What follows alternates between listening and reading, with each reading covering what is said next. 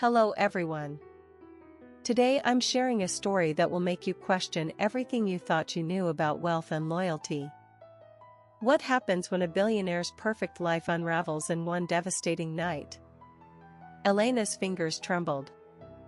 The velvet lining of the music box was cold. She had only meant to find a keepsake. A small piece of Evelyn to hold on to. But as the lid clicked open, something else caught the light. A heavy, gold-embossed black envelope. It didn't belong here. It felt intentional. Her heart hammered against her ribs. She pulled the parchment out. The handwriting was unmistakable. Evelyn's sharp, elegant script. But the words were a death sentence for the Vance dynasty. No, this can't be right. The reception was a masterclass in performative grief. The Vance estate was filled with the scent of expensive lilies and even more expensive perfume. Everyone was dressed in black, but their eyes were scanning the room, calculating the value of the silver and the weight of the portraits on the walls. Elena stood by the window, feeling like a ghost in her own life. She was the widow, the unstable one, the woman who had married into the bloodline but never quite belonged. Across the room, she saw Julian. Her husband. He wasn't mourning. He was holding court, his laughter too loud, his gestures too wide. Yes, she was a force of nature. A titan. We shall miss her guidance. Immensely. Polite, hollow laughter followed. And there, in the corner, was Maria. The housekeeper.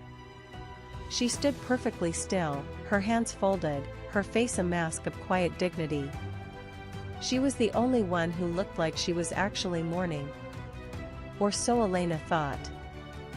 As the sun dipped below the horizon, the atmosphere shifted. The grief was being replaced by something sharper. Something hungrier. Julian moved through the crowd like a shark through shallow water. He wasn't talking about Evelyn's life anymore. He was talking about her legacy. Her assets. The estate. The holdings in London.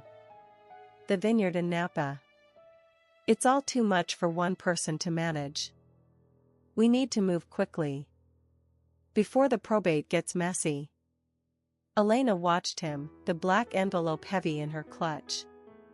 She felt a sudden, sickening urge to scream the truth. To tell them that Evelyn had left everything to the woman who polished the silver. But she stayed silent. She watched Julian corner a group of investors, his eyes gleaming with a terrifying, predatory light. Don't worry about Elena. She's overwhelmed. She needs rest. I'll handle the heavy lifting. The breaking point came with a single, devastating comment. Julian, fueled by champagne and arrogance, decided to make an example of Elena. He wanted to assert his dominance, to show the room that he was the true heir to the Vance power. My dear Elena is simply not herself. The grief. It's unraveled her. She's been quite erratic lately. We all know how fragile she can be. A wave of hushed, judgmental whispers followed. The whispers were like tiny knives. Elena felt the heat rise in her cheeks. She saw the looks of pity, the sneers of disgust. She was being dismantled in front of the very people she had spent years trying to impress. She was the unstable widow, a liability to the brand. Julian smiled, a cruel, triumphant thing. He thought he had won. He thought he had cleared the path. Is that what you think, Julian? That I'm too broken to see what's happening right in front of us? The tension was shattered by the arrival of Mr. Sterling, Evelyn's personal attorney. He didn't look like a man attending a funeral. He looked like a man arriving to execute a sentence. He walked straight to the center of the room, ignoring the socialites, ignoring Julian, and looking directly at Elena. Pardon the interruption. But there is a matter of the final codicil that requires immediate attention. A collective gasp filled the room. Julian stepped forward, his face flushed. Sterling? What is this? We'll handle the probate tomorrow. No, Mr. Vance. The instructions are explicit. The reading must occur tonight. At this reception. He pulled a document from his briefcase. The room was so silent you could hear the heartbeat of the house. He began to read.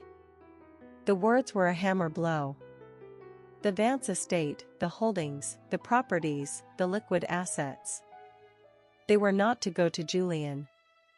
They were not to go to the Vance bloodline. I hereby name Maria Santos, my housekeeper of 20 years, as the sole and absolute heir to my entire estate. A deafening silence was followed by a chaotic explosion of noise, shouts, gasps, and the sound of a glass shattering. As the room descended into a frenzy of accusations, Elena didn't join the fray. She didn't scream at Maria, and she didn't fight Julian. Instead, she pulled the black envelope from her clutch. She read the second page. The page she had missed in her initial shock. The page that contained the why. It wasn't just a will. It was a test. Evelyn had written a codicil, a vulture clause. It stated that the inheritance would only be granted to Maria if the family demonstrated true respect and dignity during the mourning period. If they showed greed, if they showed contempt for the staff, or if they attempted to manipulate the estate before the funeral was concluded, the entire inheritance would be diverted to a charitable trust, leaving the family with nothing but their names and their debts. She knew. She knew exactly what they would do. Julian's loud, aggressive demands for a recount. The socialites' immediate turn against Maria. The way they were already clawing at the legacy. They were doing exactly what Evelyn had predicted. They were triggering their own destruction. The scandal wasn't the housekeeper's inheritance. The scandal was the family's true nature, laid bare for the world to see. The fallout was absolute. By morning, the news had leaked. The vulture clause became the headline of every social column in the country. The Vance family, once the untouchable royalty of the city, was exposed as a pack of scavengers. Julian's reputation was incinerated. His business partners, sensing the rot, vanished overnight. The dynasty didn't just fall, it imploded.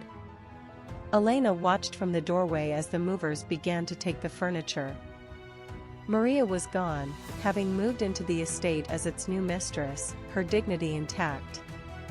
Julian sat in the middle of the empty ballroom, surrounded by nothing but shadows and the wreckage of his own greed. He looked small. He looked broken. You should have just mourned, Julian. It would have been cheaper. Elena sat in the dark, the only light coming from the street lamps below. She held the music box in her lap. She had walked away with her dignity, and perhaps a small portion of the settlement that Evelyn had left specifically for her. But the silence of the apartment felt heavy. It felt like a reminder. She realized then that Evelyn hadn't just punished the family. She had punished everyone. The truth doesn't just set you free. Sometimes, it just leaves you alone in the dark. Thank you for listening. Sometimes justice comes in unexpected ways. I'll be back soon with more incredible stories that will keep you up at night. Until then, watch what you leave behind.